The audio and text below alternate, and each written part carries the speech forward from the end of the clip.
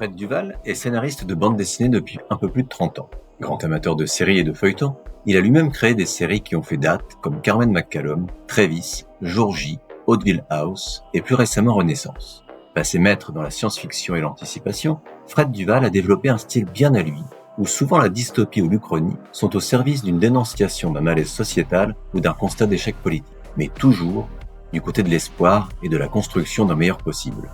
Outre créer des univers à lui, il a également repris quelques grands titres de la BD franco-belge comme 13, Torgal, Blueberry ou Aquablue. Il a également adapté des romans de Michel Bussy et Le Tartuffe de Molière. La grande force de Fred Duval est d'allier la popularité à la qualité, prouvant que le divertissement peut être intelligent. Ce n'est pas pour rien qu'en 2020, il est nommé Chevalier de l'Ordre des Arts et des Lettres. Parmi d'autres séries en cours ou autres one-shots à sortir, au printemps 2026, il fête son 200e ouvrage publié, le tome 2 de Métropolia, où à nouveau, science-fiction, écologie et enjeux géopolitiques se rencontrent. Publié par de grandes maisons d'édition nationales comme Delcourt et Dargaud, il n'en reste pas moins attaché à la Normandie et à Rouen, et c'est justement dans l'une des 3 librairies canapédées de la ville, à Lumière d'Eau, que nous le rencontrons. Moment parfait numéro 7, avec Fred Duval.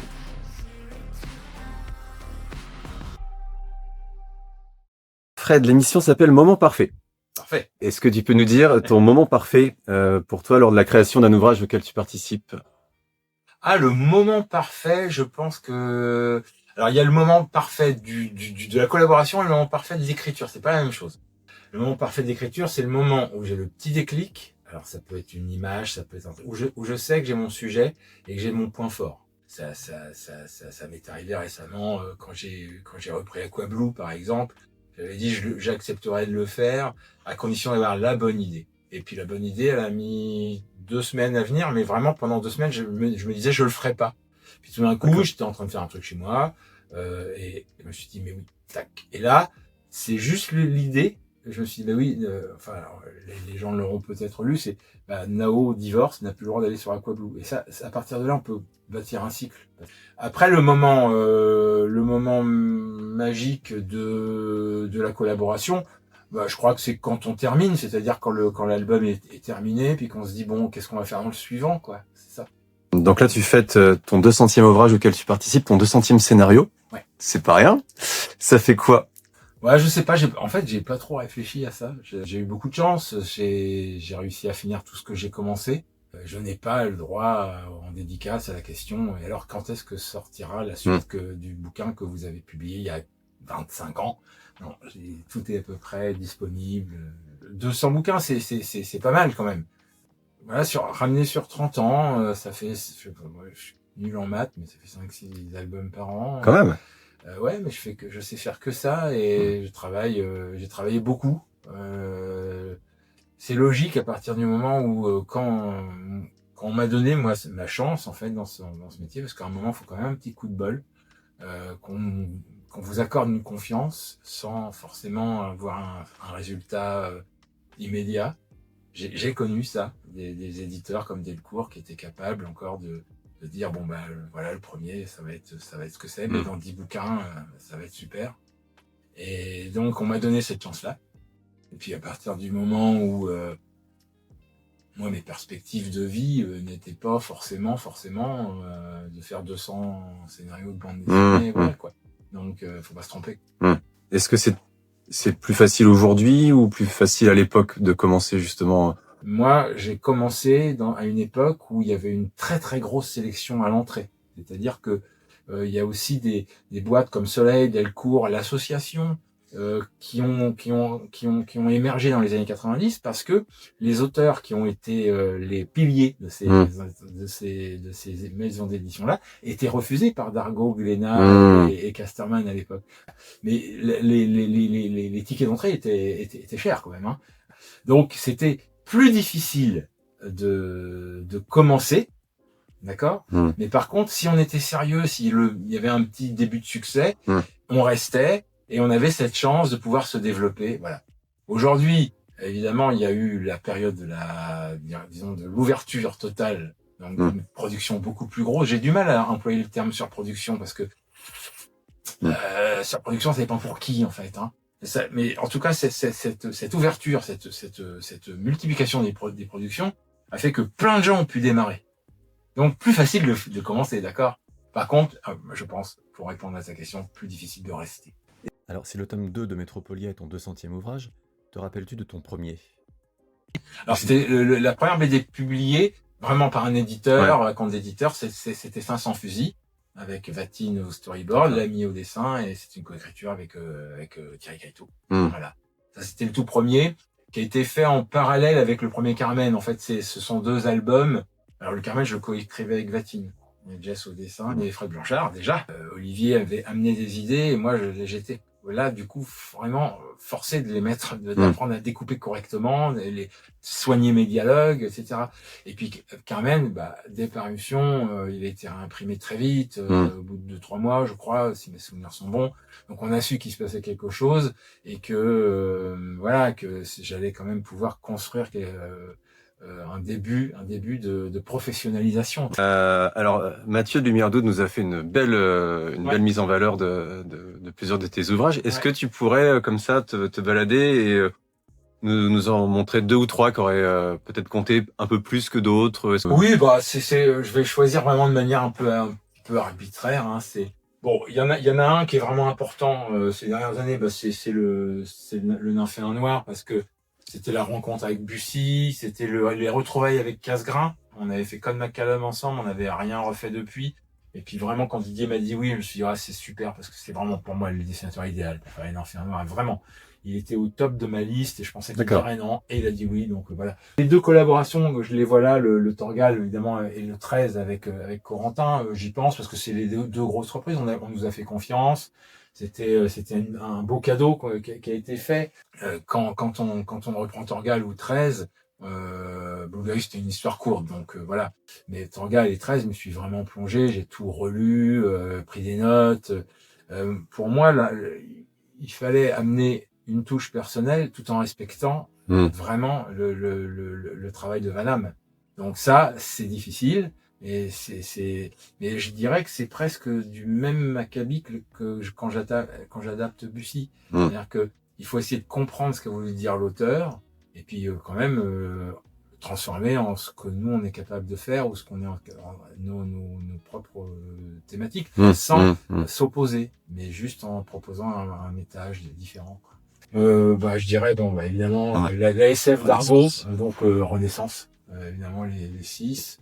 Oatville House quand même qui est une série donc steampunk qui a compté beaucoup, et notamment pour ma vie en fait, parce que c'est une série qui a beaucoup plu dans le monde, dans la francophonie. Et j'ai voyagé énormément avec cette série-là. On m'a invité en Nouvelle-Calédonie, on m'a invité au Texas pour parler du steampunk français.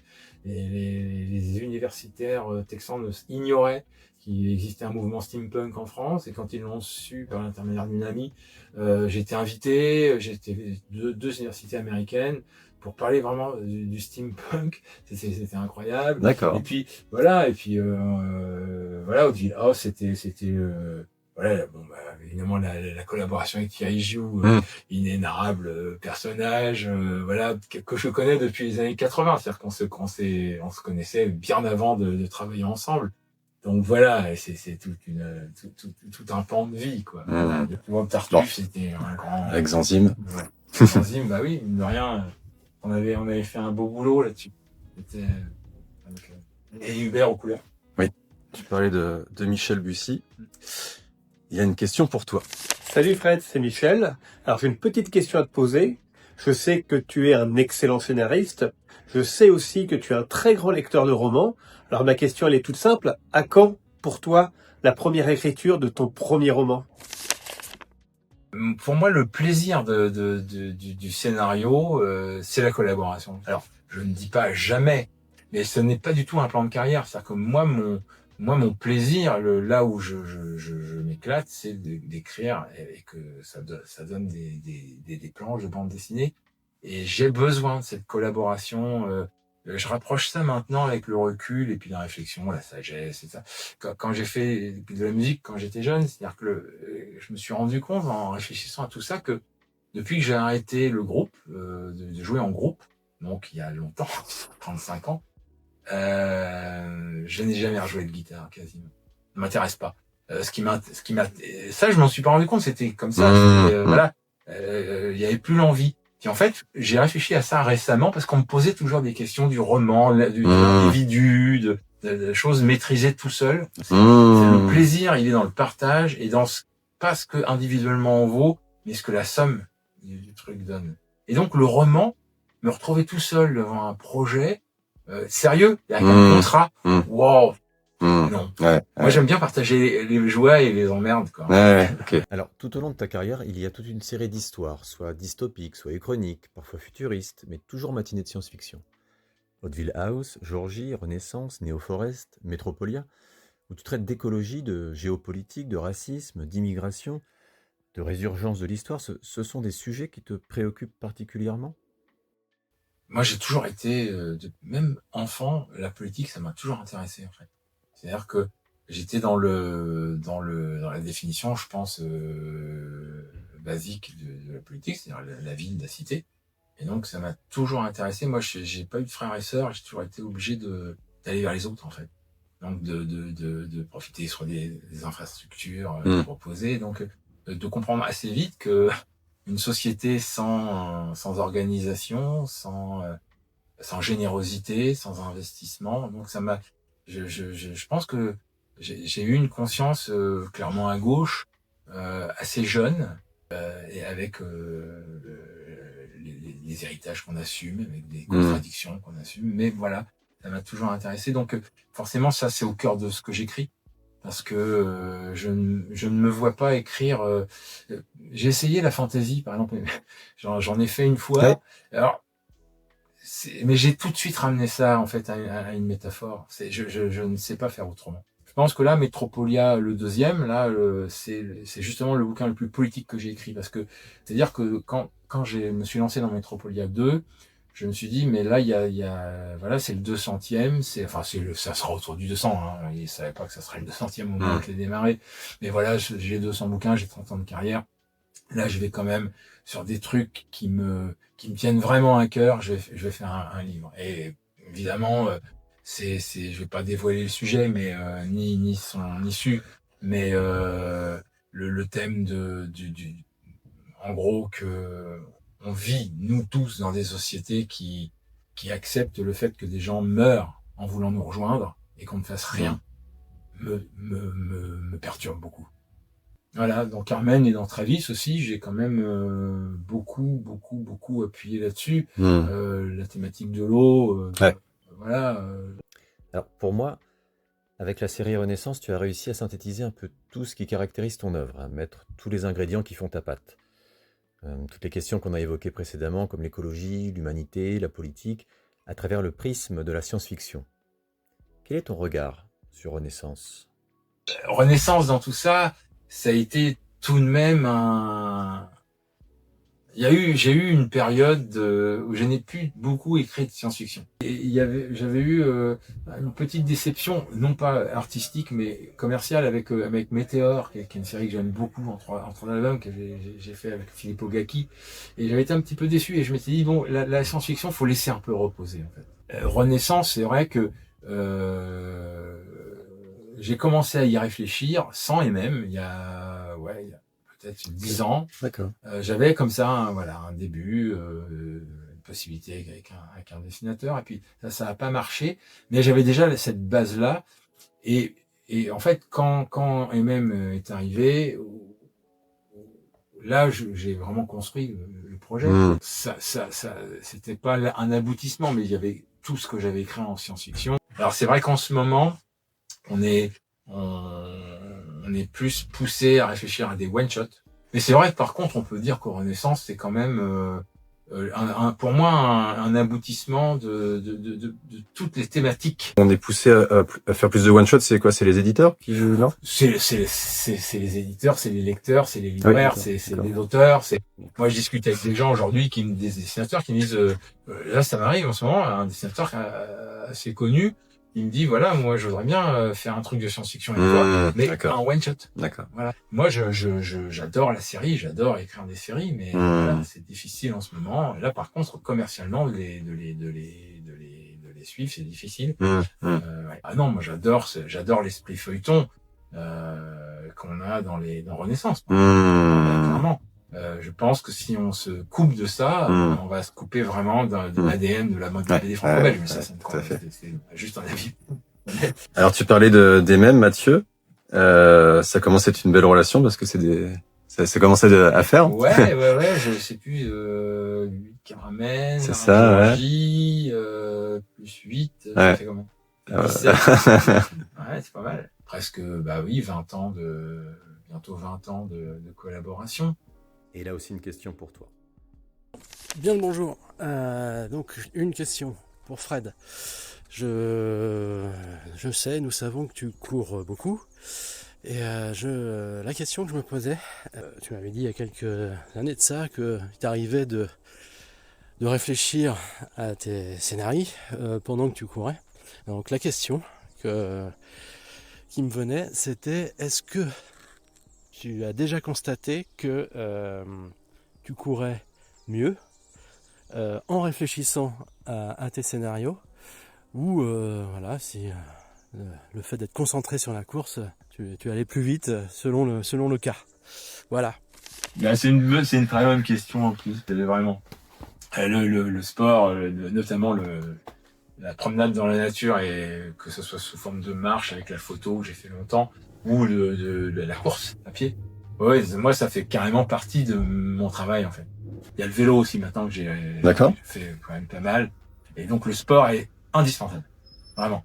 Alors, pour répondre à la question de Mathieu, ça dépend. C'est-à-dire que c'est vrai que j'ai souvenir d'un Travis qui correspond au moment où j'ai arrêté de fumer, arrêté le tabac. D'accord.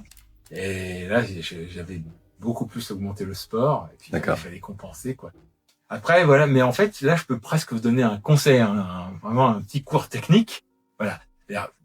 Cher Mathieu, ça dépend de la séance, en fait.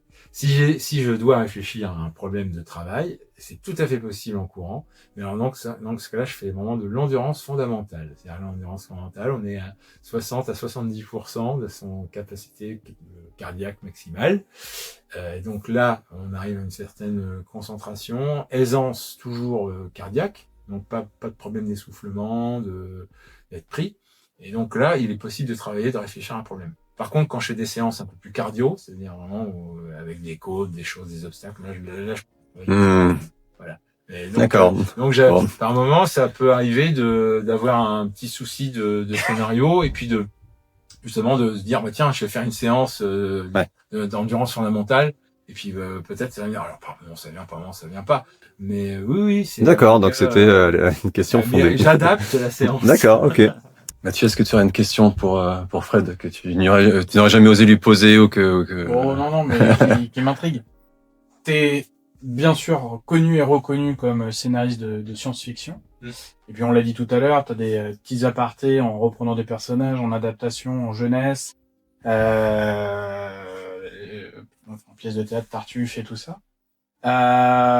Pourquoi ces choix? C'est quoi? C'est une bulle d'air pour toi mentalement, ou c'est des opportunités? C'est mes choix de sujet. Ouais. Pourquoi ou Ayo d'ailleurs aussi qui est.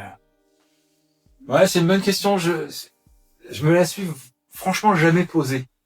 C'est-à-dire que ça a toujours été. Alors, je sais pas si c'est de l'opportunisme, si c'est de l'inspiration. Je pense quand même que pour la science-fiction, il y a quelque chose qui vient de très loin. J'ai toujours été fasciné par la science-fiction. J'ai toujours eu envie d'en faire, en fait. Mais ça va plus loin que en faire ou qu'en voir. C'est-à-dire que pour moi, par exemple, David Bowie, c'est de la science-fiction. Tu vois, je fais le pas de côté pour essayer de mieux m'expliquer. Pour moi, voilà, Led Zeppelin, ça en est pas. Ça en est pas. C'est la même époque. Hein. C'est deux. J'adore Led Zeppelin, j'adore David Bowie. Mais Led Zeppelin, c'est un groupe qui puise qui va au fin fond des réserves de tout ce qui s'est fait, qui va vers le delta, vers le blues, vers tout ça. Bowie, il est toujours vers l'avenir, même s'il va un peu récupérer à droite à gauche, hein, il vient pas de nulle part, mais pour moi, c'est de la science-fiction. Et donc, j'ai toujours été fasciné par ça. Je pense que ça vient du fait que j'ai des souvenirs d'enfance avec les premiers pas sur la Lune. Ça m'avait fasciné, C'est les fusées, Tintin, la fusée de Tintin, voilà. Et j'ai toujours aimé ça. Et évidemment, les films, alors non, Star Wars. Voilà, 2001, c'est un petit peu après, parce que moi, mon enfance, c'était d'abord toutes les vieilles séries B, La planète interdite, La planète des singes, tout ça, c'est extraordinaire. Après, il y a eu Star Wars, voilà, 77. Donc moi, ça, je fais partie de cette génération qui a vu Star Wars au cinéma à la sortie. Donc là, ça a été vraiment la révélation. Et puis juste après, Alien. Et là, 2 ans après, Alien, Blade Runner, enfin, et puis tout ça, c'est parallèle à Métal Hurlant. Moi, je dis toujours, je suis passé de pif, gadget à Métal Hurlant. Il n'y a pas eu de passage comme ça, c'était brutal. Vers l'âge de 12 ans, j'ai découvert Drouillet, j'ai découvert tout ça. Et tout d'un coup, il y a la BD que j'adorais Tintin, j'adorais Astérix, j'adorais Lucky Luke. Et tout d'un coup, j'ai découvert, Drouillet, Tardy, enfin, il y avait autre chose, il y avait une BD, Riser, par exemple. Donc, il n'y a pas vraiment de plan de carrière, en fait. Et alors, pour finir, dernière question. Quel est pour toi ton moment parfait dans l'absolu? Wow. Le moment parfait dans l'absolu, alors ça, c'est une question. J'en sais rien. Moi, je suis un éternel insatisfait, donc Par exemple, tu parles que t'aimes bien être en groupe. Est-ce que c'est avec des oui, amis, oui, une bonne c'est ça. bouffe? Est-ce que c'est courir tout seul dans la forêt? Il y a plein de situations. J'ai pas un truc auquel je me raccroche. Mais oui, ça peut être un moment. Je pense que ça passe quand même par la convivialité, évidemment. Voilà, moi je sais aussi complètement sortir de mon milieu professionnel, on va dire. Voilà, j'ai très vieux amis d'enfance, voilà, où vraiment il y a des moments de retrouvailles assez, on n'a pas besoin de se parler pour se comprendre. Enfin, voilà, c'est pour moi, oui, les moments parfaits, c'est ça. Merci beaucoup. C'est moi.